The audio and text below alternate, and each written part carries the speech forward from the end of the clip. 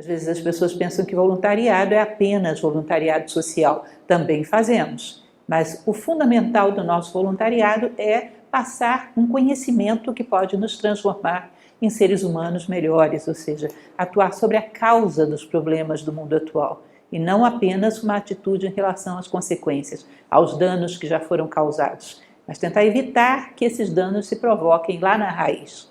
Então, o nosso bate-papo de hoje vai ser sobre altruísmo, a ferramenta do voluntariado.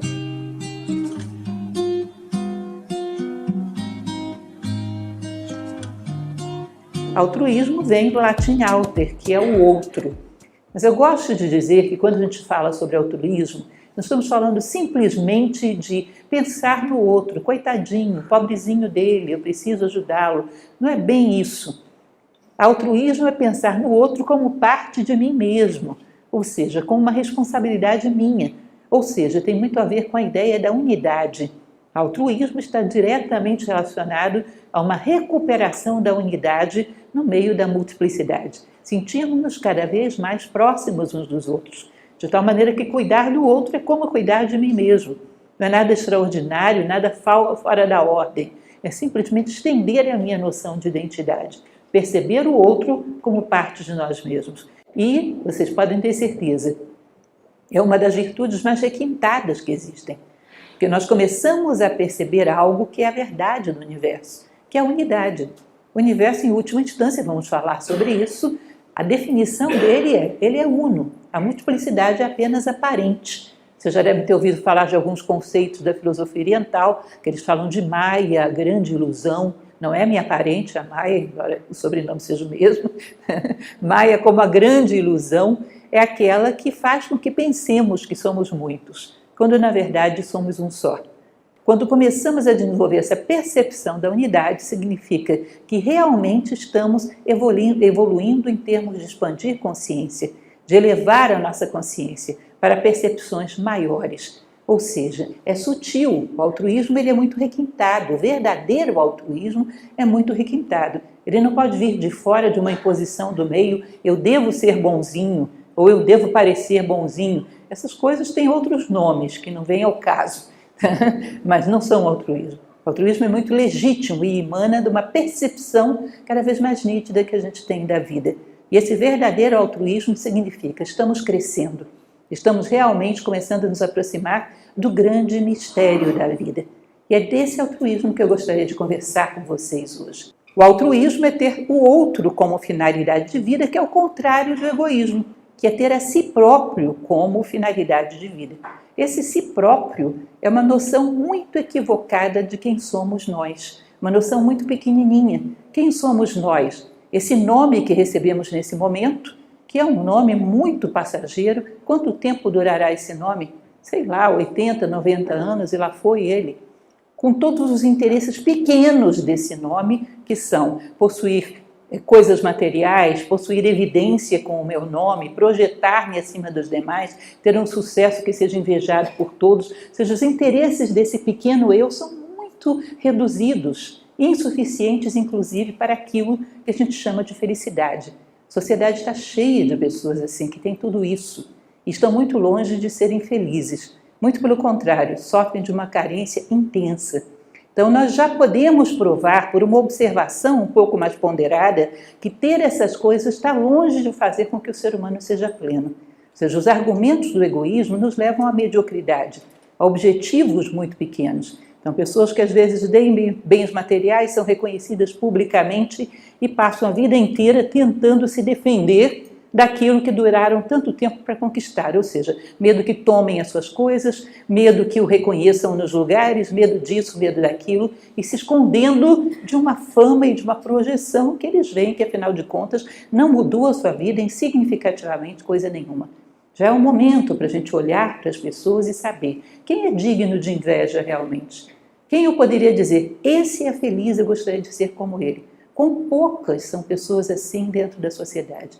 Você poderia olhar para ela e dizer, esse tem um estado de consciência, uma forma de lidar com a vida que eu realmente invejo. A inveja no sentido positivo. Eu valorizo e acho que eu gostaria de ter algo igual. São raros, são raríssimos. Portanto, os interesses desse pequeno eu já deu para a gente perceber. a essa altura do materialismo em que vivemos, já deu para perceber que não é por aí.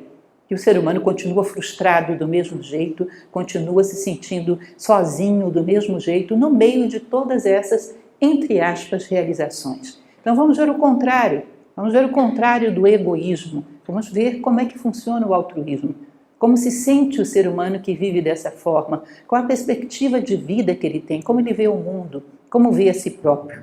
Se a gente entende um pouco melhor isso, a gente tem condições de desenvolvê-lo. Repito, o altruísmo não pode ser para inglês ver. Aquele altruísmo para que eu tenha um status de bonzinho dentro da sociedade. Isso não funciona, isso não significa nenhum tipo de mutação de consciência. Isso é simplesmente uma forma de promover o seu próprio nome, de promover a sua imagem. E é manipulado demais isso. Como é manipulada essa virtude? Como é rara que ela seja encontrada na sua forma autêntica. Então a gente vê em época, nada contra políticos, não me entendam mal, não estou falando contra, nem estou falando a favor, mas é muito comum em época política aquelas pessoas que se juntam, instituições, organizações de caridade, e tiram fotografias, e beijam criança, e colocam criança no colo, e você olha e diz, pois é, né? O que será que significa isso? Essa pessoa está sentindo o quê? Nós estamos até com uma certa rejeição a esse tipo de atitude, de tão superficial que nós já percebemos que ela é. Então, o que é o altruísmo, afinal de contas? Se não é fazer essas coisas, é o quê? Qual é a postura que um homem realmente altruísta tem diante da vida? Como eu falei para vocês, até os animais. Há uma série de histórias que eu acho interessantes, se você vai pesquisar estudos de biologia a respeito de comportamentos animais. É uma história que não é muito agradável de ouvir, mas que eu acho interessante, que é a história de um tipo de morceguinho hematófago, que ele suga sangue. Esse morcego, quando ele chega no grupo dele e ele vê algum morceguinho que não conseguiu sangue naquele dia, ou seja, que está passando fome, ele coloca o sangue para fora, para alimentar o outro. Vocês não acham isso incrível, num raio de um bichinho desse tamanho? Ah, ele está querendo o quê? Será que ele está querendo fazer publicidade da bondade dele como morcego? É incrível como se percebe não só nos morceguinhos, mas em várias espécies mais evoluídas, capacidade de sacrifício por outros membros daquele grupo, nascendo já na consciência animal. Um sentimento tão forte que parece que quando os seres começam a se qualificar, desenvolver algum grau de inteligência, algum grau de sensibilidade na vida, um dos primeiros sintomas que surgem é exatamente o altruísmo. Significa que ele foi capaz de ir além da própria pele. Isso já é um sintoma de evolução de consciência muito significativo, né? Então vamos lá. Uma primeira coisa que eu considero extremamente importante a gente entender para falar de altruísmo, gente, é sobre sentido de vida. Nós vivemos um momento histórico complicado demais sobre essa questão do sentido de vida. Sem falar no assunto, sem entrar em muitos detalhes, a maioria das pessoas pensa que sentido de vida é buscar o maior conforto possível, com o menor sofrimento possível, para viver desfrutando do maior prazer possível. Ou seja, tudo no máximo que der. Ou seja, desfrute, conforto. Percebam que nós somos seres que temos muito que crescer, não somos perfeitos, estamos longe disso. Gostaríamos de ser muito mais humanos do que somos e essa busca é legítima. Sentido de vida não é conforto nem desfrute, é crescimento, gente. É sair daqui maior do que entramos, é ser fator de soma para o mundo, para o outro, para nós mesmos, é não vivermos em vão. Se você tem muito que caminhar, uma cadeira excessivamente confortável é ruim. Vai te prender, vai te deixar na inércia, que no final das contas é mediocridade. Nós temos uma sociedade que diz, se você tiver algum problema, fala comigo que eu tiro o seu problema para você ficar bem. Será que esse cidadão que te oferece isso é realmente seu amigo? Às vezes aquela dificuldade é a única chance que você tem de crescer. E nós vendemos a solução de todos os problemas para que nada afete o seu conforto. Será que é isso realmente que o ser humano necessita? É algo que se ofereça para beneficiar a humanidade? Eu me recordo que conheci uma pessoa, que não é difícil conhecer pessoas desse tipo, que era tremendamente comodista. Não queria saber de nenhum tipo de desconforto na sua vida. Qualquer coisa que a afetava, ela queria se livrar prontamente. Muito, muito amante de prazeres, de desfrutes e muito comodista. Um dia essa pessoa chegou para mim e falou: olha, eu conheci uma pessoa que eu quero que ela saia da minha vida, porque essa pessoa é muito tóxica. Pessoas tóxicas eu tenho que me afastar. Eu recordo que eu olhei para essa pessoa e falei: gente, com a tônica de vida que você tem, desintoxica essa pessoa, porque pelo menos você fez alguma coisa. Não viveu em vão. Entende isso? Parecer uma pessoa problemática na tua vida, eu vou fugir, ela vai me afetar. Pelo que você está vivendo?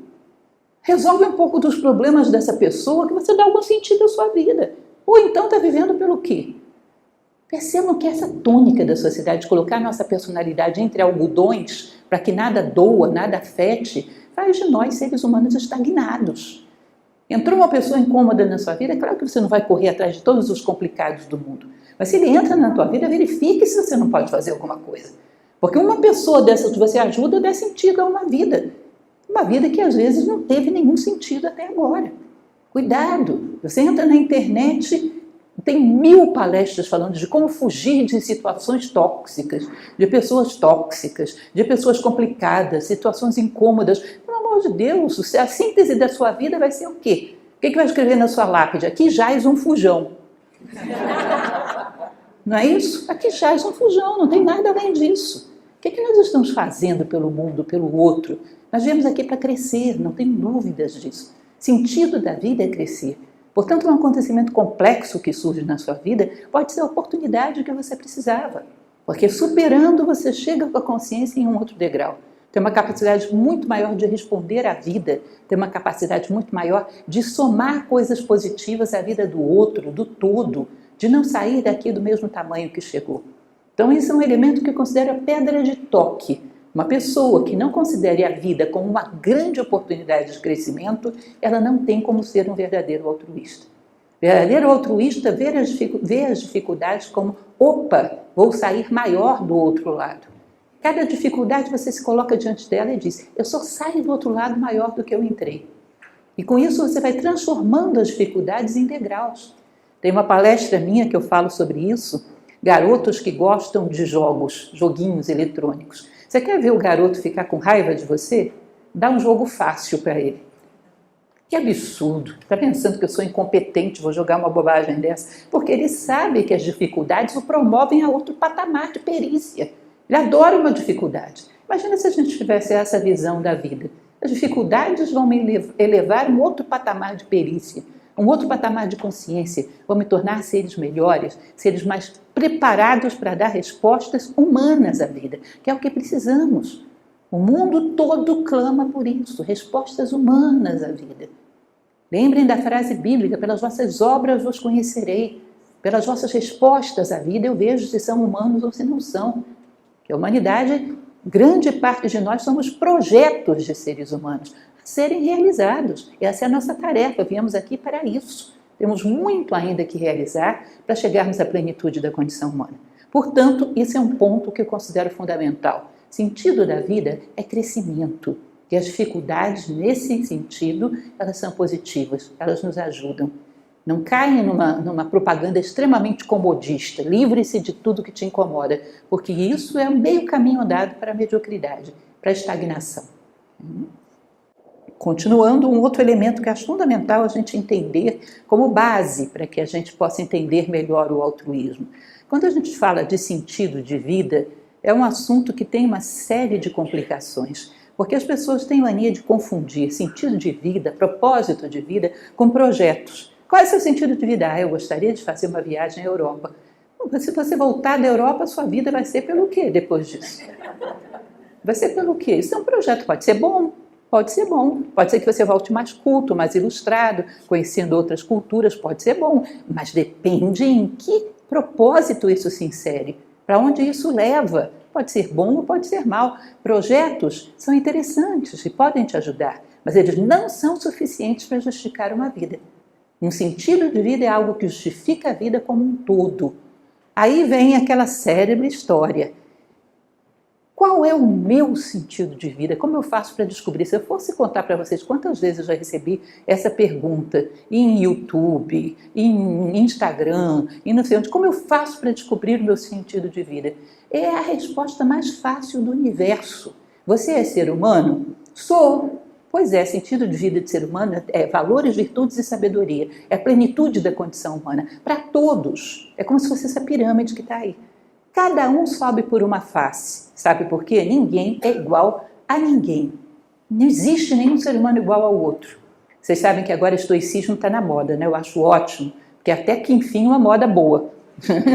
Até que enfim uma moda que vale a pena. E existe um filósofo estoico, que foi o imperador Marco Aurélio, que ele dizia: a morte de um único ser humano me empobrece, porque significa um universo ímpar e irrepetível com o qual eu deixei de travar contato. Entendem? Ímpar e irrepetível. Cada um de nós um universo totalmente à parte, que temos alguma coisa a acrescentar ao mundo, temos o nosso recado a dar ao mundo. Então essa pirâmide é como se fosse uma pirâmide de inúmeras faces. Cada ser humano tem uma face que lhe é própria. Ele vai subir através da sua natureza, das suas inclinações, das suas possibilidades, ele vai subindo, mas lá em cima o ápice é comum. Seja lá através do que você subiu. Você subiu sendo um músico, você subiu sendo um pintor, um artista, um engenheiro, um construtor, seja lá o que for que você usou como meio. O grande fim da evolução humana é chegar ao máximo de valores, virtudes e sabedoria que um ser humano possa ter. Esse é o sentido humano. Quando nos aproximamos disso, veja que curioso, que se você imaginar esse alvo comum, esse sentido comum de valores, virtudes e sabedoria lá no alto, aquela estrelinha que está no alto, à medida que a gente sobe, a gente não se aproxima apenas da estrelinha, nós nos aproximamos uns dos outros. Aqueles que estão subindo também estão cada vez mais estreitamente unidos entre si.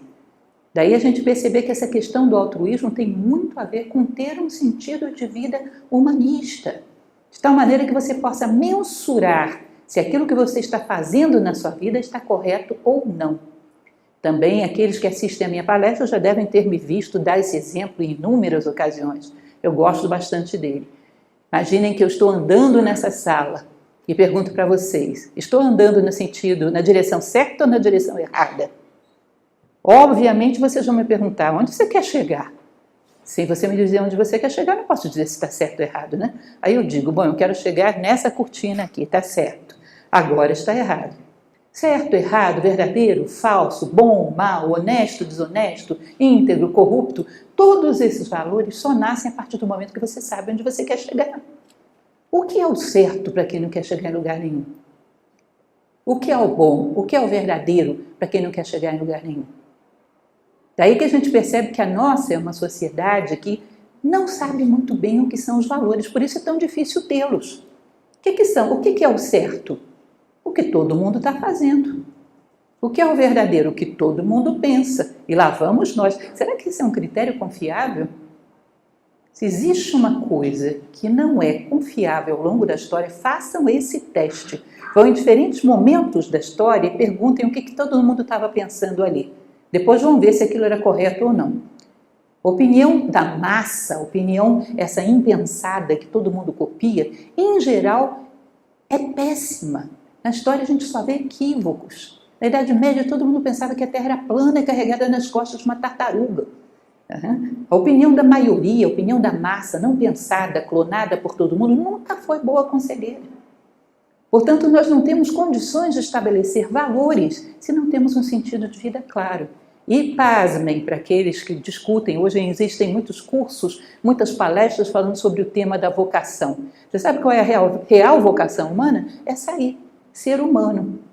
Todas as outras coisas podem ser úteis ou não, e você pode seguir mais de um caminho. Eu estou seguindo a carreira de construtor. Lá pelas tantas, isso realmente não dá mais para mim, vou fazer uma outra coisa. Você pode ter vários ofícios ao longo de uma vida. Não é isso que é a tua vocação. Vocação de ser humano é ser humano. Vocação vem de vox, uma voz interna que te chama lá para cima, para ser o melhor de você. Sei lá, você é um jogador de futebol, vocês sabem, até uma certa idade, depois tem que ser outra coisa. Não dá para jogar futebol até a velhice. É um cantor lírico também, até uma certa idade, depois tem que fazer outra coisa. Tem que ir ser professor, outra coisa qualquer. Tem profissões que são para momentos da vida. Você não pode dizer que a tua vocação é uma profissão, porque terminou o tempo de você ser jogador de futebol, aconteceu o que com você? Morre, né? Porque acabou a tua vocação. Não existe isso. Vocação de ser humano é ser humano. Qualquer outra coisa são ofícios que podem te realizar, podem ser bons para você, podem fazer com que você dê sua contribuição ao mundo, mas nada eleva o ser humano como um sentido de vida verdadeiramente humanista. Eu quero ser o ser humano mais perfeito que eu conseguir lograr. Sabe o que eu recomendo, gente? Exercícios de imaginação são muito bons para um filósofo. Ajudam bastante a gente a perceber, para que as coisas não fiquem muito teóricas. Então, eu recomendo para vocês um exercício bastante prático. Imagine que você esteja diante da morte, últimos momentos da sua vida. Que tipo de ser humano você quer ser aqui? Essa é a obra-prima da sua vida inteira. Você passou a vida inteira para construir esse cidadão, nesse momento. Como você quer que ele seja? Que tipo de valores você quer que ele tenha? Que defeitos você quer que ele tenha polido, resolvido? Quando ele olhar para trás, que trajetória você quer que ele veja? Quando ele olhar para a sua volta, o que ele quer ter feito pelas pessoas? Qual é o ser humano que você quer ser nesse momento? Toda vez que você for perguntar se eu estou indo na direção certa ou errada, veja se as suas decisões te aproximam desse ser ou te afastam. Isso torna o sentido de vida, o propósito bem palpável, né? Eu estou me aproximando desse ser humano que eu sonho ser em cada passo que eu dou no meu dia a dia. Isso é realmente a grande vocação humana. Fazer com que o produto final da nossa vida seja uma obra-prima, resultado de todos os nossos esforços, e sejamos o melhor ser humano que a gente possa imaginar. Percebam, talvez não esteja claro para vocês, mas isso são degraus que constroem um verdadeiro altruísta, um verdadeiro idealista, uma pessoa realmente humanista, é construída por esses elementos. Então, fica claro essa questão de que o alcance da ápice da pirâmide é o ideal humano, o máximo que podemos chegar, lograr a ser enquanto seres humanos, não é? Continuando, uma coisa que eu gostaria de chamar a atenção de vocês. De vez em quando eu faço as pesquisas mais bizarras do mundo. Filósofo é um ser um pouco esquisito, verdade seja dita, né? De vez em quando eu quero saber o que as pessoas pensam sobre uma coisa. Mas sabe o que eu faço? Eu vou lá no Google Imagens, escrevo lá o que eu quero saber e vejo as imagens que vêm. Porque aí eu vou ver o que as pessoas estão pensando daquilo. Uma vez eu tive a ideia de escrever no Google Imagens Deus e puf, Enter. Além de uma série de imagens religiosas, de tudo quanto é tipo, tinha uma imagem que era muito constante. Pôr ou nascer de sol. Pôr do sol, principalmente, um monte de imagens de pôr do sol. Faça a experiência que vocês vão ver. Você escreve Deus, lá vem um monte de pôr do sol. Qual é esse link? Por que as pessoas relacionaram Deus com o pôr do sol? Deixa eu explicar uma coisa para vocês. Existe um atributo de Deus que é o fundamental, acho que é o único que a gente consegue perceber, que é a unidade. Deus une todas as possibilidades nele, não tem nada do lado de fora, ele é absoluto, não é assim? Qualquer atributo que você dê a Deus, você vai limitá-lo. Se você disser, ele é redondo, ele não é quadrado, ele não é triangular, ele não é um losango, esse quadrado, losango, o limitam, então ele não pode. Se você disser, ele é azul, então ele não é verde, não é vermelho, não é amarelo, esse atributo o limita. Você não pode dar atributos a Deus. A única coisa que você pode dizer é que ele é uno, que ele une todas as possibilidades em si. É o atributo que a gente pode perceber de Deus, é a unidade. Então, quando você pega um pôr do sol, imagina aquele pôr do sol maravilhoso que você assistiu. Você olhando aquela cena, você acha que está faltando alguma coisa ali? Não, esse pôr do sol está muito amarelo, podia ter um pouquinho mais de vermelho, né? Um toquezinho de vermelho aqui. Não, não falta nada no pôr do sol. Tem alguma coisa sobrando? Não, o sol ele podia ser um pouco maior, os raios um pouco mais alaranjados. Não, não tem nada sobrando. Ele é perfeito. Aquele ser no qual não sobra nada e não falta nada, o que ele é? Uno. Percebam que interessante isso. Todas as coisas no mundo, quando você olha para elas e você vê que não falta nada, nem sobra nada, elas têm o atributo da unidade. E elas são o quê? A imagem e semelhança do divino. Como se fossem pegadas que Deus deixa no mundo. Unidade. Tudo que é dotado do atributo de unidade assemelha-se a Deus. Portanto, unidade é a grande busca do ser humano. Encontrar dentro de si próprio esse mesmo atributo divino.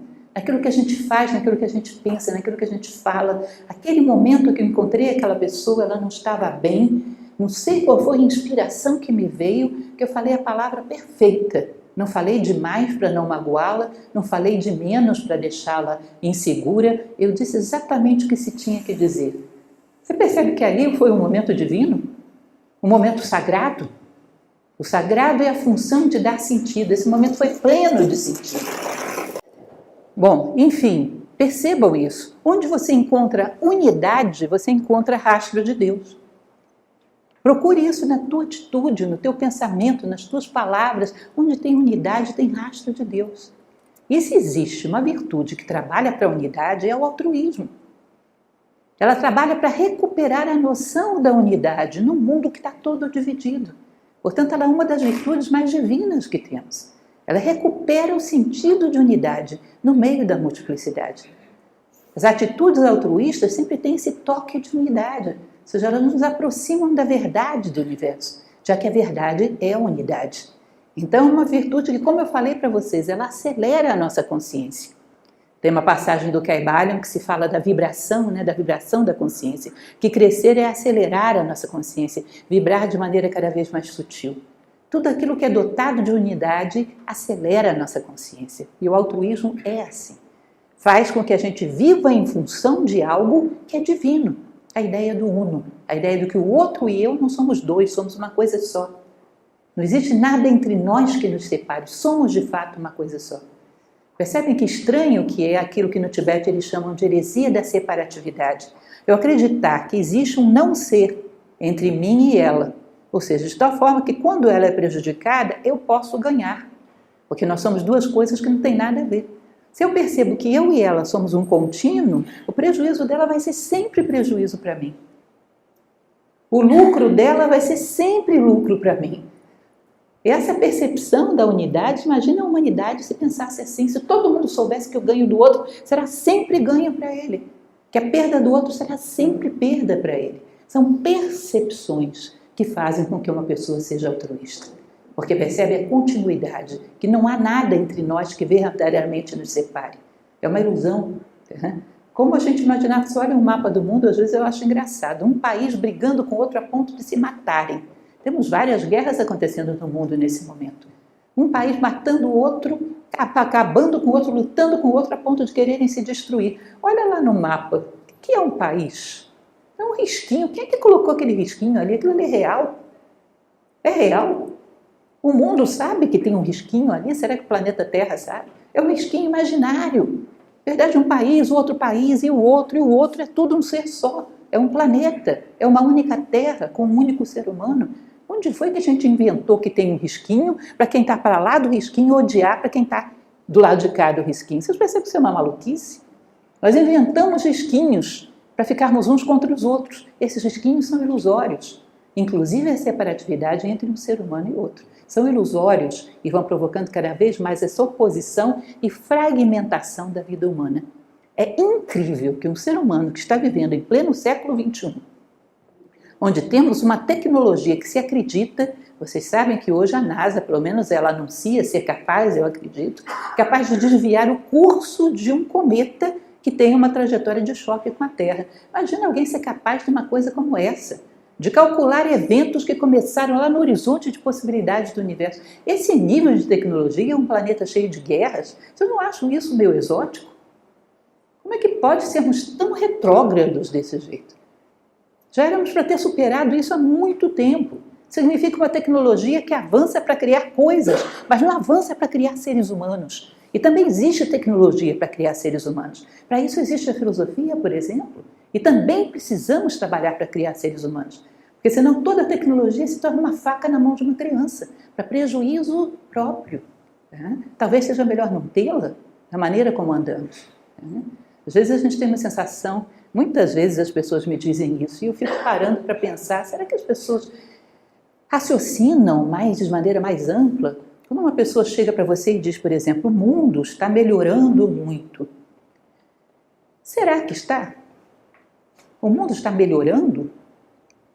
Vocês podem considerar, segundo a tradição oriental, que o mundo é como se fosse uma senoide, uma curva que vai assim, subindo suavemente, de tal maneira que se você pega num horizonte de 2000 anos, lá no início da era cristã, a maneira como as pessoas pensavam, por exemplo, sobre a escravidão, isso teve um suave avanço.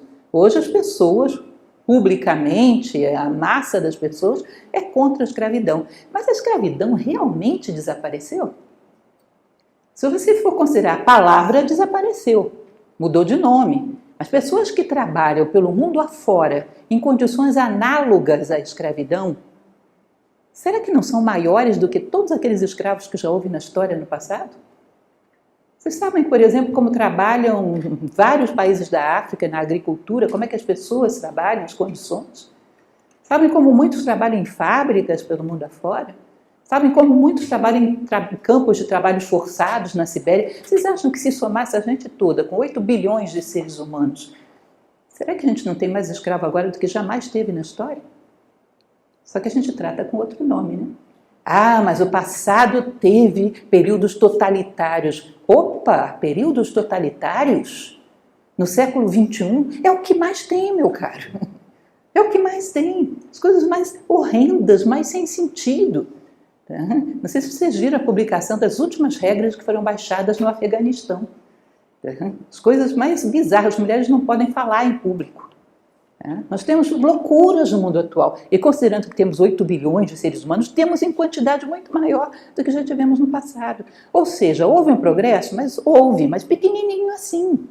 Que a consciência dos seres humanos não aceita mais publicamente essas coisas.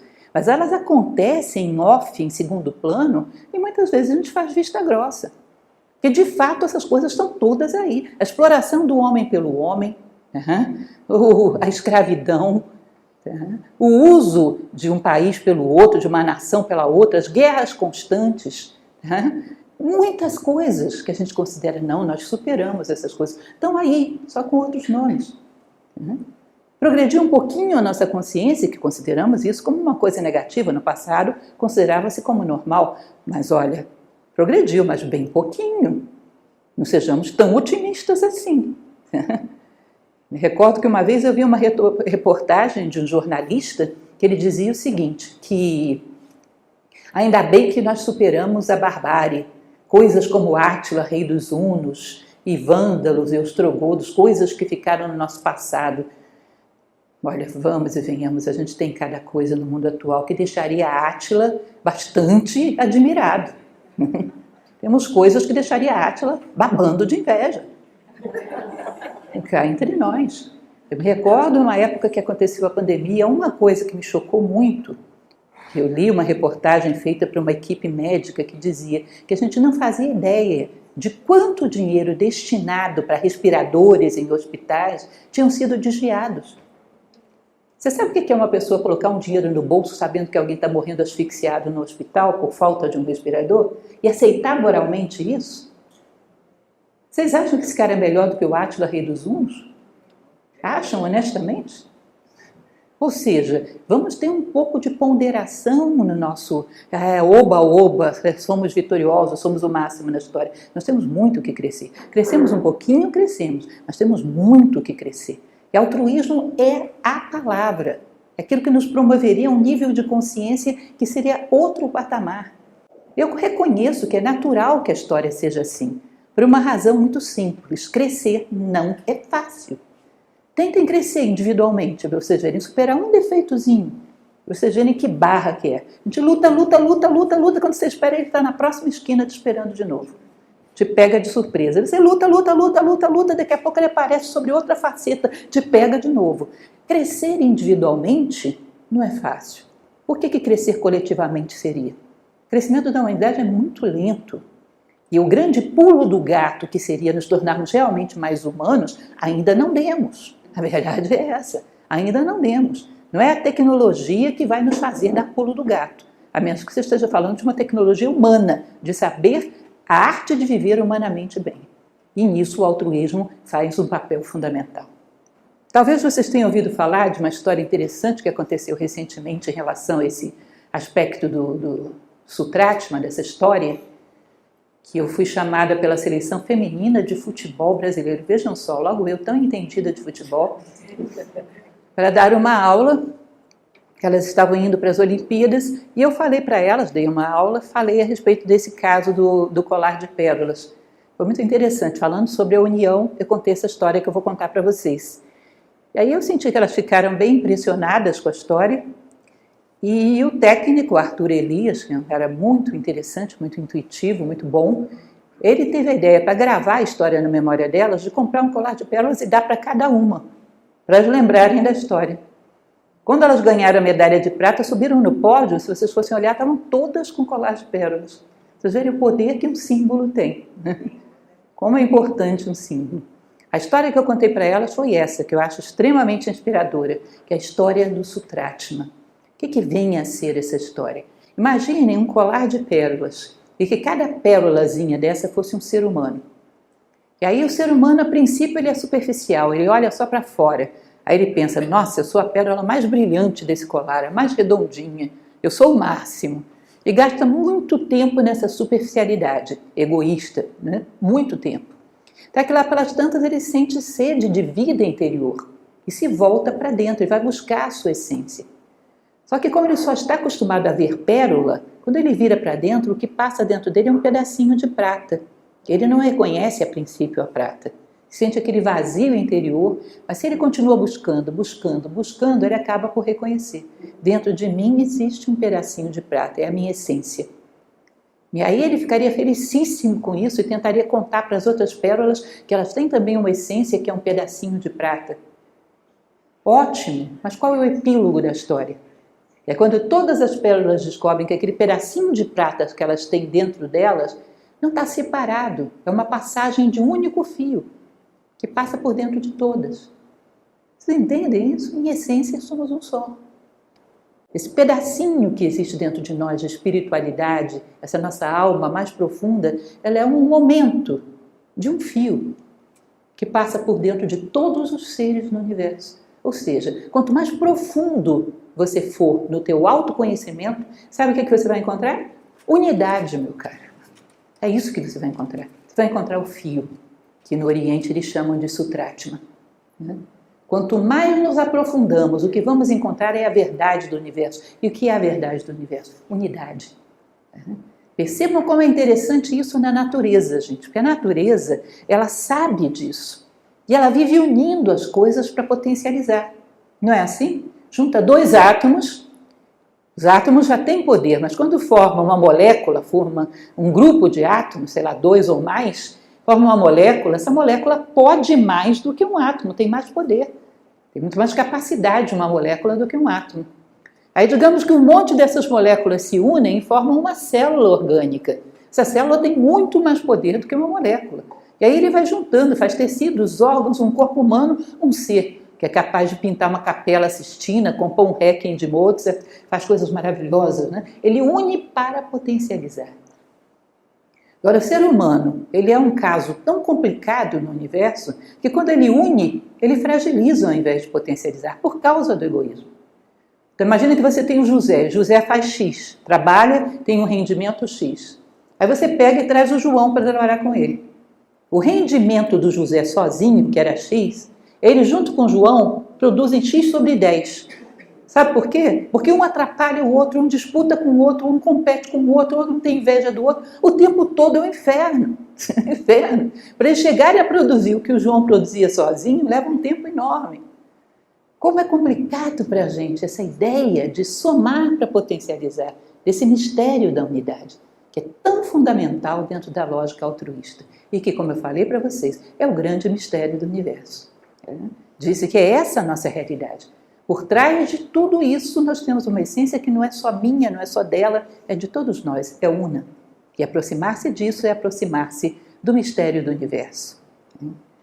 Vejam só esse raciocínio que interessante. Vamos fazer de conta que é verdade, que todos nós somos um só. Toda a humanidade, um único ser. Se é verdade que a humanidade inteira é um único ser, a maior parte de mim são os outros. Se eu procuro me interessar apenas por mim mesma, apenas buscar o meu bem-estar, os meus benefícios, é como se fosse um corpo que só se interessa pelo benefício de uma célula e o resto não. Se nós somos um, a maior parte nossa são os outros. Ao nos interessarmos pelos outros, nós estamos simplesmente ampliando a nossa noção de identidade, como se continuássemos pensando em nós mesmos, porque nós somos o um. Nós somos o um, na verdade. Essa divisão, essa separatividade é uma grande ilusão, como eu falei para vocês, é o que na Índia se chama de Maya, a grande ilusão do universo manifestado.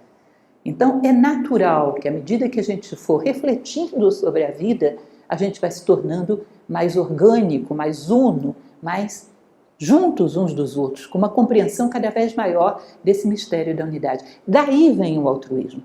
O altruísmo não é um cidadão que ajuda alguém.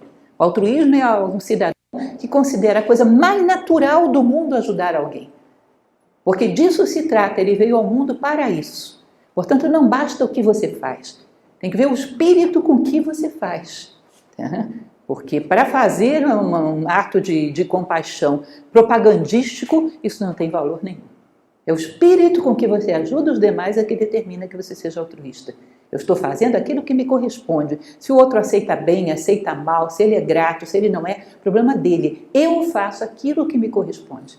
Porque eu entendo que a tônica da vida é essa. É a compreensão cada vez mais profunda de que nós somos, na verdade, um só.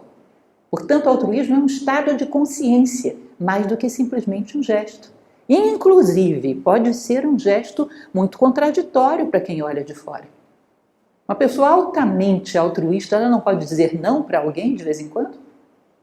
Ela pode perceber que a melhor coisa que uma pessoa pode ouvir para crescer naquele momento é um não. E pode dar um não. E esse dar um não pode ser uma atitude altruísta.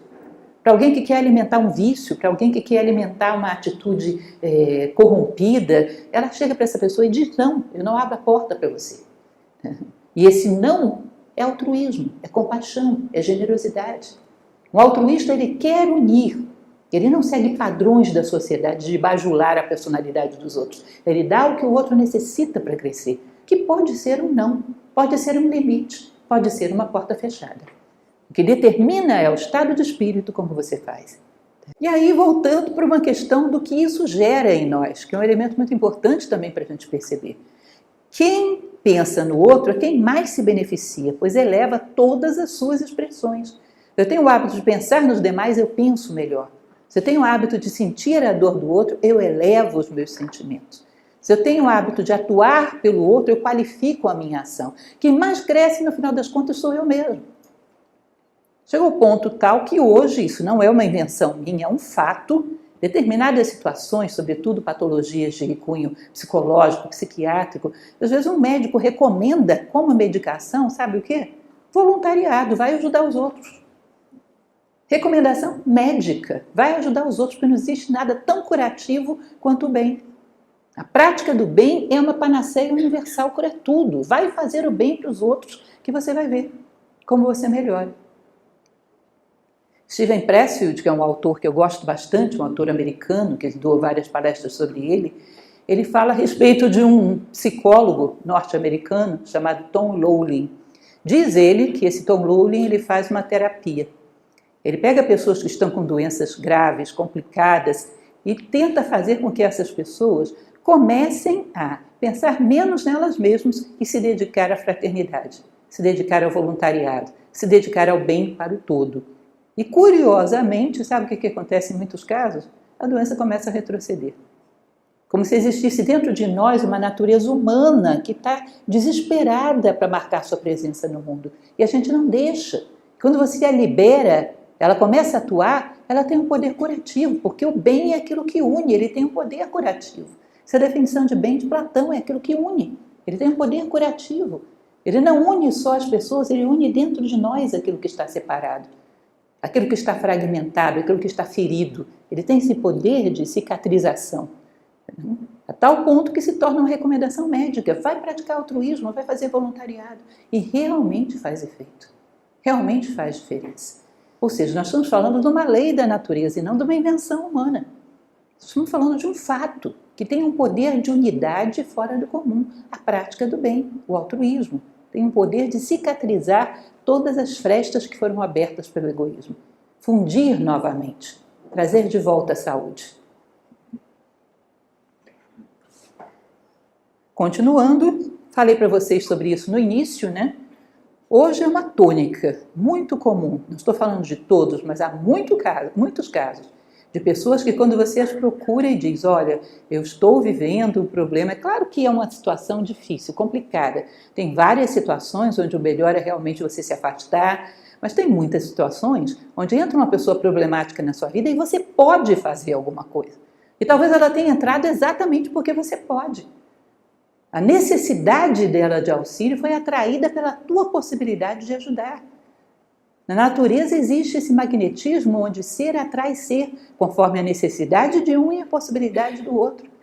Os problemas que entram na sua vida, provavelmente eles vieram para a tua vida porque você tem alguma coisa para fazer por eles. Cuidado com essa tônica que existe hoje em dia. Pareceu alguém problemático, eu mudo de calçada. Talvez você fosse a única pessoa que pudesse ajudar esse problemático. Se há alguma coisa a ser feita, fique. Ah, não, mas ele vai tomar meu tempo, vai tirar o meu conforto. O que você vai fazer com um tempo vazio desse? O que você vai fazer com esse conforto todo? Quando, ao encontrar pessoas que precisam de você, você muda de calçada, porque a vida tem que ser confortável. E cuidado, porque isso hoje é colocado como uma filosofia generalizada, filosofia de internet. Surgiu uma pessoa problemática, afaste-se, porque você tem que se poupar. Por que temos que nos poupar tanto assim? Poupar-se demais é que nem a fábula dos talentos, a parábola dos talentos da Bíblia. Cidadão que poupou tanto os seus talentos que não gerou nada. Foi o único que foi condenado por Deus. Um investiu, ganhou, outro investiu, perdeu. Foi bom, valeu a experiência. Quem só enterrou os talentos e não fez nada, foi o único que foi condenado. Lembram disso? Por que a gente tem que se poupar tanto? Nós estamos aqui para distribuir bem por onde passarmos, né? Para distribuir altruísmo, voluntariado por onde passarmos. Cuidado com essa ideia de que temos que nos afastar de tudo que é incômodo. E isso é filosofia de vida de quem quer ficar estagnado pela vida fora. E nós não podemos querer isso. Nossa consciência cobra de nós irmos além. Existe algo dentro de nós. Imaginem vocês numa situação, uma mulher grávida, que está prestes a criança nascer. E por alguma razão ela não quer deixar essa criança nascer. Ela tenta segurar a criança dentro dela. Vocês imaginem uma situação dessa, a dor terrível que isso seria. Não é? Imagina que haja dentro de você uma natureza humana, altruísta, bondosa, voluntária. Existe dentro de você o germe da bondade que está ansiando por nascer, a marcar presença na sua vida. E você abafa isso, segura, não deixa ele vir à luz. Vocês não acham que por aí deve estar grande parte das nossas dores na vida? Não deixar vir à luz o nosso melhor. Por quê? Porque temos sempre que pegar o caminho mais confortável. Cuidado com esse tipo de, entre aspas, filosofia vendida em internet e em outras propagandas do tipo. Se nós podemos fazer alguma coisa pelas pessoas, não mude de calçada. Exerça o seu direito máximo de beneficiar o mundo. Que ninguém tire isso de você. Porque disso se trata, viemos aqui para isso. Para deixar o mundo um pouquinho melhor do que ele era antes de chegarmos. Disso se trata, isso é a condição humana. Sempre beneficente, sempre agregadora de bem ao mundo. E assim nos realizamos. Voluntariado é a expressão do altruísmo que se satisfaz em si próprio. Isso é fundamental. Somos voluntários porque vão nos elogiar, como ele é bonzinho, olha que pessoa prestativa, olha que pessoa sensível ao sofrimento alheio. Isso significa, como já falamos várias vezes na palestra, um jogo de interesse, é uma propaganda. Não estou fazendo nada mais do que autopromoção. O voluntariado é algo que se satisfaz em si mesmo. A única coisa que você precisa é fazê-lo para estar feliz. Existe um poema de um poeta acropolitano, que ele é muito bonito. Tem um verso que diz o seguinte: o maior prêmio de quem ama é justamente estar amando. O fato de amar é um privilégio, você não precisa de mais nada, você não precisa de outro prêmio. Se você está amando, você já está premiado. Se você está praticando o altruísmo, o voluntariado, você já está premiado por praticá-lo. Você não precisa ganhar nada além disso. Você já ganhou por ter podido participar dessa operação da natureza, que é de buscar novamente a unidade. Você já está premiado pelo fato de ter feito parte desse grande trabalho, que todo o universo está envolvido nele, de voltarmos novamente à unidade de onde surgimos. Não precisa nenhum outro prêmio, nenhum outro reconhecimento, nada, nem mesmo gratidão de quem você beneficiou, você precisa. Não precisa nada. O maior prêmio de quem ama é justamente estar amando. O maior prêmio de quem beneficia é exatamente estar beneficiando. Qualquer outra coisa é demais. Não é necessário nada além disso. Conseguem compreender esse matiz, esse requinte da bondade, do altruísmo? Ela se satisfaz em si mesma. Ela não precisa nada além de si própria para nos tornar plenos e felizes. Voluntariado legitimamente altruísta é suficiente para dar sentido a uma vida. Voluntariado legitimamente altruísta é suficiente para dar sentido a uma vida. Quando você entrar naquele momento de questionamento, de reflexão, será que minha vida valeu a pena? Será que realmente eu fiz alguma diferença? Você lembra de um momento onde você praticou um altruísmo legítimo, sem segundas intenções. Opa, valeu a pena. Alguma coisa eu fiz. Ou seja, um momento que seja da minha vida justificou a minha presença na Terra. Um ato de voluntariado, de altruísmo legítimo, sem segundas intenções, é suficiente para dizer, eu não vivi em vão. Um momento como esse já dá um sentido, já dá um peso à sua vida. Você não viveu em vão. Imagine dar essa tônica à sua vida. Começamos a fazer história. É isso que fazemos. Quando damos a isso a tônica da nossa vida, começamos a escrever história. Quando somos egoístas, seguimos a linha do que fazem conosco, seguimos a onda daqueles que escrevem a história, somos escritos. Quando começamos a tomar as rédeas da nossa vida e sermos altruístas, começamos a virar a mesa e escrever a nossa própria história. É uma história que pode beneficiar não apenas a nós mesmos, mas a outros à nossa volta, porque cria um referencial maravilhoso de mudança. Pensem, gente, num jovem que chega na humanidade atualmente, completa os seus 18, 19, 20 anos e vai querer um exemplo, um referencial, porque todo ser humano precisa de um exemplo, de um referencial. Aí ele abre diante dele um cardápio, um menu de opções de todos os seres humanos que existem na Terra nesse momento. Se tiver pelo menos um ou outro que seja legitimamente altruísta, ele já tem um bom referencial, ele não está perdido. Um ou outro que seja verdadeiramente voluntário e que ame esse trabalho por ele mesmo, ele já tem uma opção, ele já não está na escuridão, ele já tem alguma luz no final do túnel. Não é possível que os jovens cheguem, olhem o menu de opção do mundo e não encontrem um ser humano que para eles seja um referencial de luz, referencial construtivo, referencial de bondade. Não sei se vocês já pararam para pensar na pergunta que me fizeram um dia desses, que fui numa entrevista, inclusive, me pegaram totalmente desconcertada, honestamente.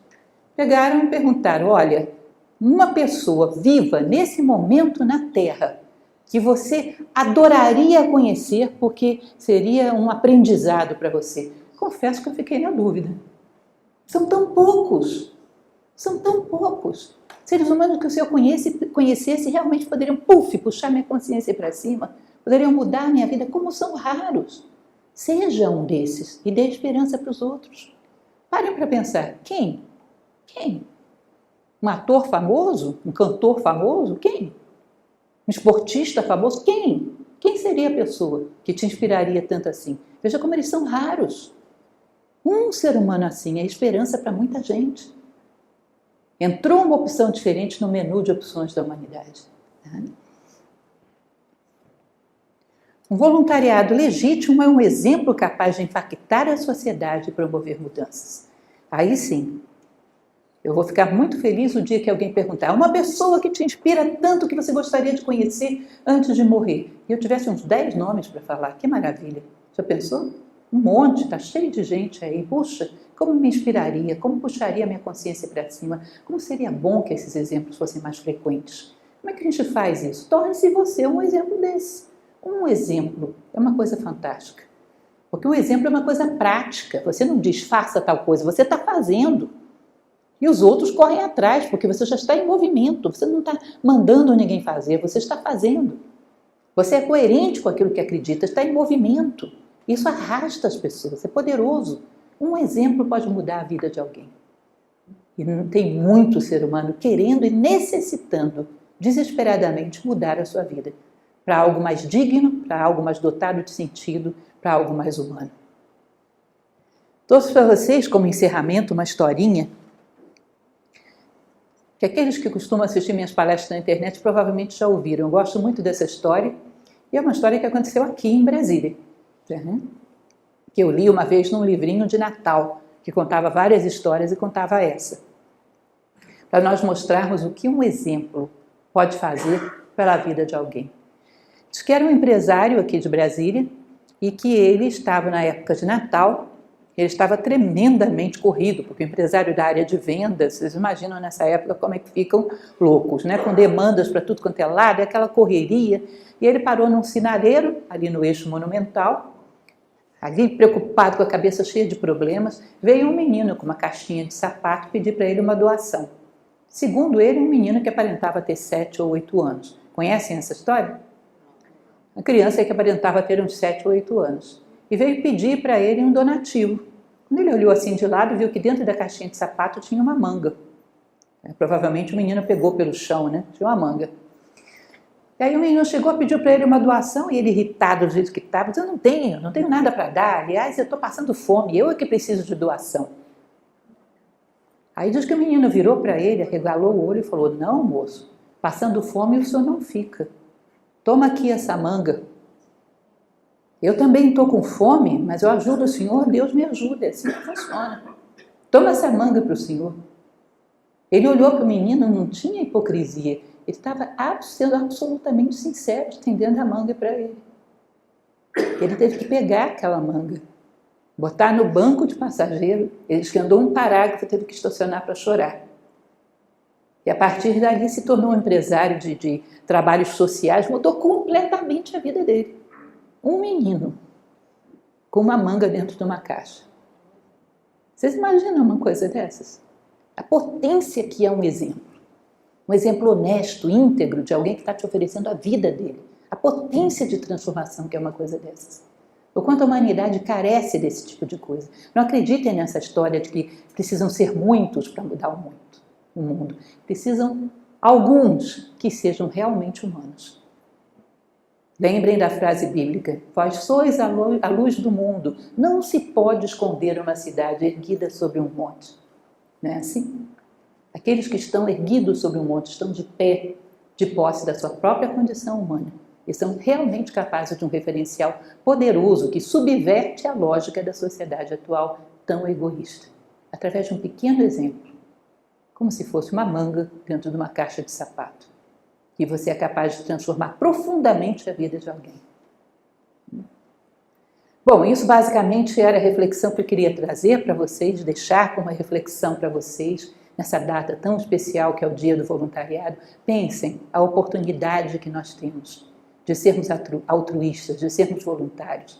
A oportunidade que a natureza nos dá. É como se você tivesse recebido uma joia de ouro e jogasse no lixo. É ouro que a vida está nos oferecendo. A prática da bondade, o exercício da bondade, através do altruísmo, através do voluntariado. Uma possibilidade de se aproximar do mistério divino, uma possibilidade de se aproximar da nossa própria natureza humana legítima e de encontrar a legítima felicidade que nos corresponde a cada um de nós.